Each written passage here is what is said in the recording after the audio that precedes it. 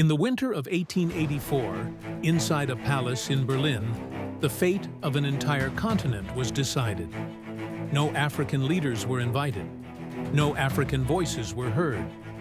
Yet in just a few months, European powers would draw lines across a map. Lines that would split nations, break kingdoms, and reshape Africa forever.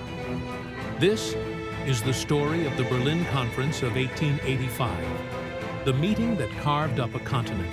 By the late 19th century, Africa was still largely independent.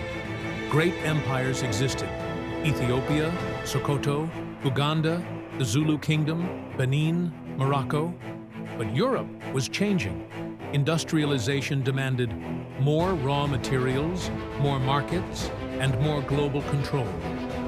At the same time, European explorers, like Stanley and Livingstone, returned with tales of vast riches, navigable rivers, and fertile lands. Rivalries grew. France, Britain, Germany, Portugal, Belgium all wanted a slice of Africa. And tension was building toward a conflict that could erupt across Europe itself. It was Germany's Iron Chancellor, Otto von Bismarck, who stepped in. Germany was a new empire, hungry for influence, but cautious of war. To prevent a European crisis, Bismarck invited 14 nations to Berlin, from November 1884 to February 1885. Diplomats gathered around polished tables, armed with maps and ambitions. They sat in ornate rooms lit by chandeliers, and discussed territories they had never seen, cultures they never met, and borders they were about to invent. At no point did anyone ask Africans what they wanted.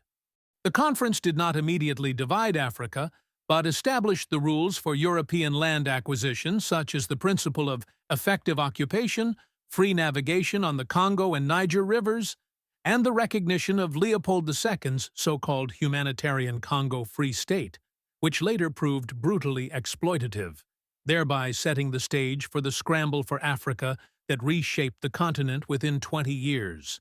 What followed the conference was nothing short of a geopolitical earthquake. European powers moved swiftly. Britain established control over Egypt, Sudan, South Africa, and Nigeria. France expanded across a vast stretch of territory from the Sahara to the Congo Basin. Germany laid claim to what are now Tanzania, Namibia, Cameroon, and Togo. Belgium seized the Congo with catastrophic human consequences, and Portugal took Angola and Mozambique.